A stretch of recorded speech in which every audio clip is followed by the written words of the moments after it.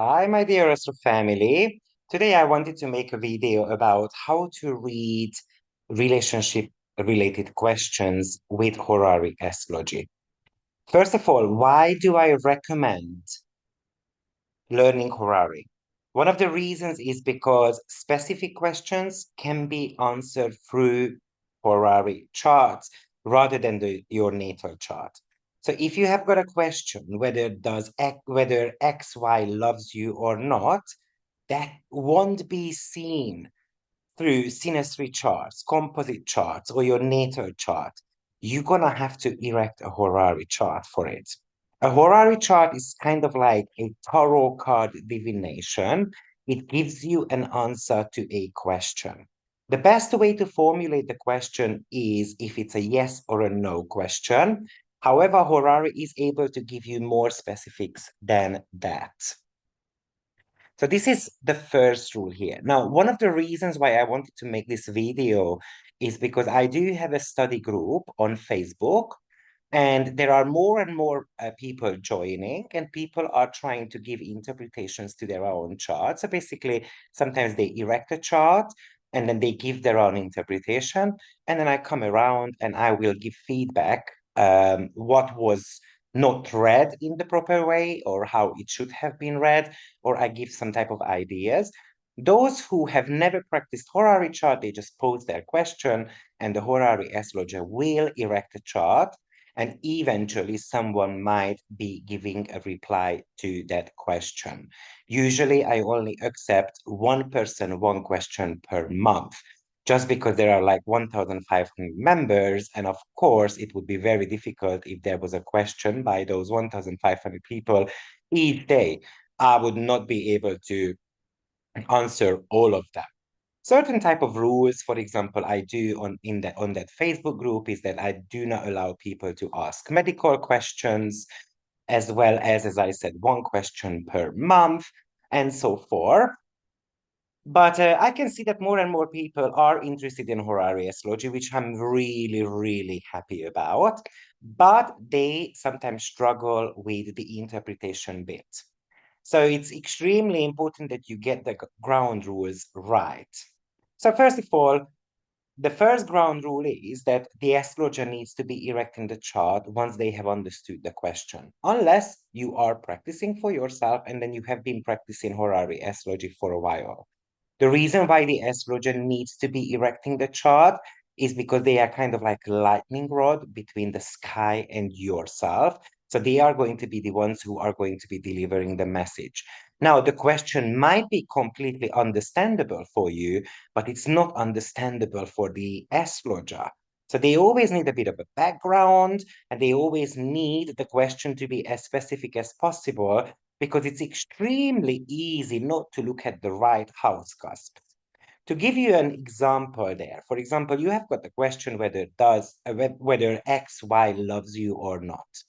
First of all, straight away, people would be looking at the seventh house cusp. But if it's an ex-boyfriend or girlfriend of yours, it's not the seventh house cusp you are going to be looking at, but you are going to be looking at Saturn. Because in Horary astrology, Saturn is the representation of your exes. Or in many cases, there is a love triangle situation where the third party is always represented by Saturn. The third party is kind of like the superfluous person in our relationship, which we kind of like a barrier. But anyway, I do not want to go into so much technical details. I just want to be giving you some practical tips of how to read a relationship question. And I might be making some other types of horary related videos in the near future, especially for those who are interested in this beautiful art of astrology. Because I do believe that everyone who is interested in astrology must learn Horary. That's period, basically. So first of all, we are going to be erecting a chart. So I'm just going to pull up a chart. For example, does X, Y love me? Second very important rule is that you always want to use Regiomontanus house system. The third rule is that you want to use the traditional rulers. Now, I'm a traditional horary astrologer. I refrain myself from using the modern rulers. Modern horary does that, but most of the horary astrologers do use the traditional rulers. So as you can see, for example, here, the rising sign is Pisces. So in horary astrology, we would be looking at Jupiter rather than Neptune. Okay, the next step is you're gonna have to check whether this chart is readable or not. Now, today I will not be talking about how to check whether a chart is readable or not. There are at least 7 rules to consider. And also, you're going to have to check whether there are some warning signs. The warning signs are not refraining you from checking whether, from reading the chart, but it gives you a little bit of a warning why it's not safe. So, for example, some of the warning signs are when you have got Mars in the seventh house. Now, it can be a warning sign that the client is not gonna like the answer or the client becomes a little bit argumentative. But also we can look at what Mars rules in the chart. What houses Mars rule? So Mars rule, for example, here the second house, which is my financial situation. So somehow, how does the relationship connect to finances? Maybe do you have the fear that XY actually loves you for your money rather than loving you for who you are? Because that could be a warning situation there. Or maybe the warning is that this person is pretty much into your money rather than yourself. Okay, there are other warning signs as well, but we're not going to talk about the warning signs either today. Then we are going to be using the right significator. So the person who asked the question is always the first house, and that's what we call as the querent. So if I did ask this question, I would be represented by Jupiter. The person I'm asking about is going to be the seventh house ruler, unless it is a ex-husband or ex-girlfriend or ex-boyfriend and so forth. Maybe I'm just hanging out with someone and I'm just wondering whether this person loves me or not. So I'm going to be picking the seventh house ruler. This is where people usually make slight mistakes because they would be looking at the fifth house, because in natal charts, the fifth house rules dating, and that's great. But some of the house meanings in horary astrology is going to be different than in the natal chart. So this is something you would need to learn. When you're asking about a love question, and let's forget about the axes, because as I said, the axes are ruled by Saturn, you would always look at the seventh house, even if there is no one in the picture. So you are asking about a potential meeting, whether am I going to meet someone in the next 3 months and so forth. You would still be looking at the seventh house cusp, because in Horary, the fifth house will represent sex, which is obviously a big part of a relationship story as well. So I'm not saying that we should not be looking at the fifth house, but if you are wondering whether XY loves you, it is going to be a seventh house topic. Okay, so we've chosen the significators. The querent is always going to be represented by the planet, which rules the rising sign, plus the moon. The moon is the co-ruler of the querent. In this case, it's going to be Jupiter and Moon. Now, the seventh house cusp is ruled by Mercury here. So what you want to be doing is you want to be pulling up an essential dignity table. Now, you do need to have a program for that. Unfortunately, we do not have an essential dignity calculator available online just yet, unfortunately. So you would need a program for it, but this is something you can also calculate manually as well. You would just need to go on Google and you would need to type in essential dignity table, and then you would pull up a table here. Now, you're going to have to decide which table you want to be using. I tend to be using the Ptolemy version. And what we are checking here is whether Mercury is interested in Jupiter at all by essential dignities. So you would go on that line and then you would be looking at if Mercury likes, you can see here that Mercury likes Mercury by rulership. Mercury likes Mercury by exaltation.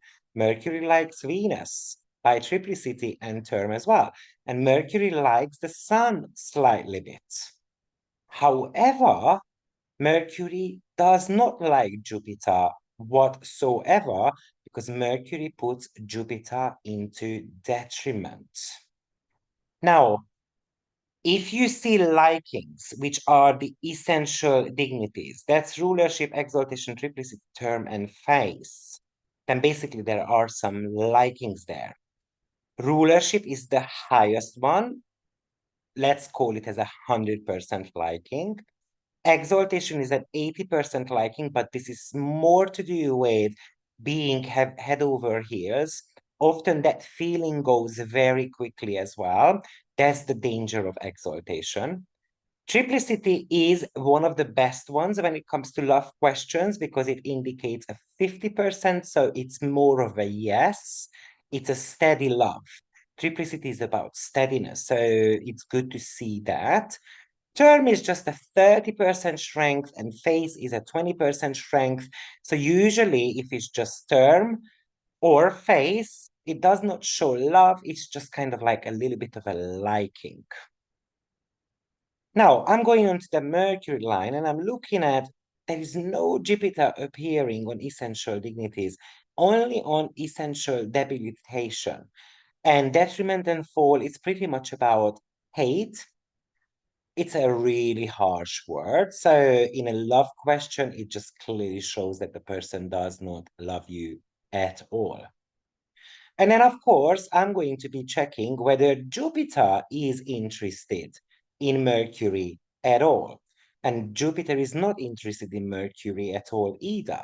So why would I ask a question whether XY loves me or not if I'm not showing so much of an interest towards the person? So of course I'm checking out Moon as well, and the Moon is very interested in Mercury by rulership, exaltation, and term as well. So if I add up the percentages there, that's a 200 liking. So we've got a very strong emotional connection here, not so much of a physical connection. How can I imagine that situation, for example, in real life? It means that maybe I'm in love with the person, but we have never met, or maybe I'm in love with that person, but we never had any type of sexual interaction, for example. Or maybe I've seen that person, I don't know, in the gym, and I really want to get to know them, but I wasn't brave enough to talk to them yet, and so forth. So obviously the situation, this is the reason why we need the background story from the person, because the situation will enable for you to give a bit of a better example as well. So the likings are always showing us these mutual receptions, if I wanted to use the correct terminology, would show us whether there is a connection between two people. Without connections, unfortunately, there is no point in checking aspects. The aspects are showing opportunities to show your feelings to someone else. So what you see here is that Mercury and Jupiter are going to be forming a trine. Now, this is a separating trine at the moment because Mercury is moving backwards. Jupiter is moving backwards as well, but Mercury is slightly bit faster than Jupiter. But Mercury will turn direct very shortly, and it's going to be making an exact trine to Jupiter. But because there is no likings going on, unfortunately, this would not show an opportunity that XY will express their love towards us.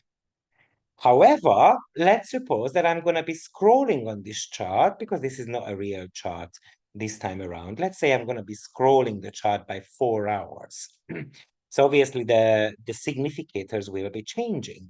So the querent would be represented by Venus, the quisited The person we are asking about is going to be represented by Mars. So again, what am I going to do? I'm going to check whether Mars is interested in Venus at all. So I'm going on to the Mars line. Oh, wow, look at that. Mars is interested in Venus by rulership. Now, this would show that this person does have feelings towards us. And this is exactly what we want to see, right?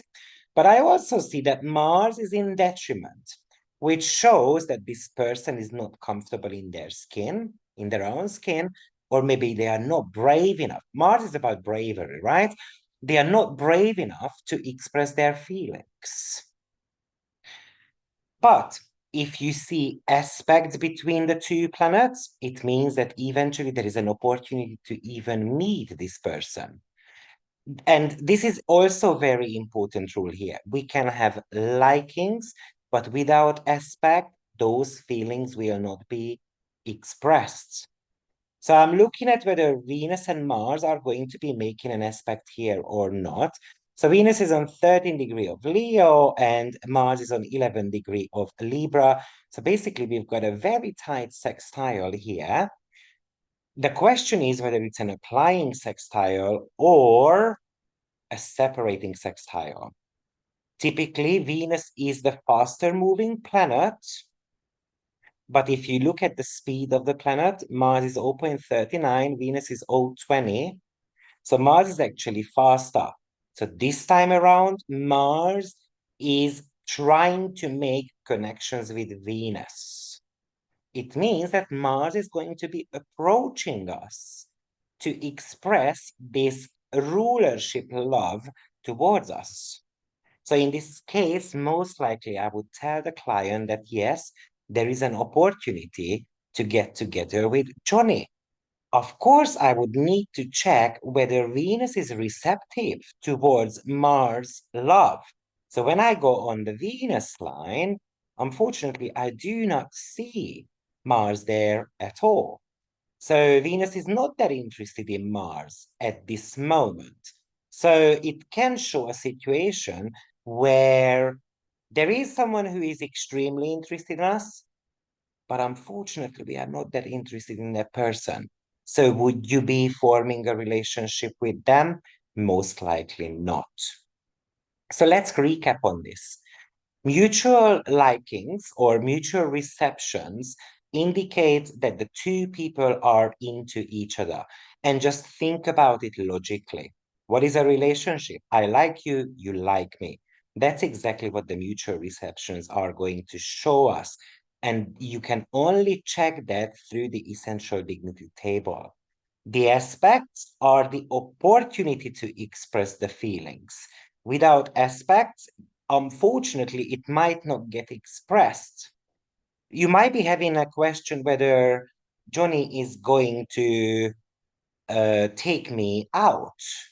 Okay, so again, I would be looking at the first and the seventh house question here, as houses here, and because there is an aspect, it shows that most likely, actually, he will take me out. And Johnny is thinking about me as well by rulership.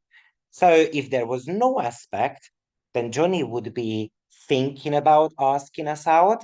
But probably, unfortunately, because this Mars is in detriment, it does not have the courage to do so. Or maybe they need to be basically picking up their courage and, they have to be working on that a little bit. Now, this is a really simplified version of how to read Horary charts, okay? But this is the first step. And I will post this video for my students as well on the Horary group. So if you want to sign up on that group, you want to check that out, then join. Feel free to join. You can learn quite a lot there because I'm always giving feedback to people when they try to analyze their own Horary questions. Hopefully this video helps to understand how to go about a Horary chart. If you are interested, please press like, and I will be making maybe another video how to read job questions, whether I will get this job or not. Horary can only answer very specific questions. Horary does not answer every type of questions because ever is a very long period of time. So the time frame, in my opinion, should not be longer than 1 year. Because after 1 year, so many things can happen. So for example, imagine that you ask a question whether you ever gonna get pregnant. Maybe at the moment, there are no technological advancements available to get you pregnant because you have got some illnesses, but it doesn't mean that in 5 years' time, there won't be one which is going to be able to help you with that, right? So that's why we need to be avoiding the ever type of questions because the circumstances keep changing. Once you have changed a circumstance, you can ask the same question again. If you haven't, you cannot. Let me give you an example on that. For example, you are trying to sell a house. And unfortunately, the chart shows that no one is going to be interested in your house. So you're going to have to change the circumstances. How can I change the circumstances? Maybe I'm going to be reducing the price. Maybe I'm going to be increasing the price. Or maybe I'm going to be changing, I don't know, some furniture. Or maybe I'm going to be changing the real estate agent. So there is always ways to change the circumstances.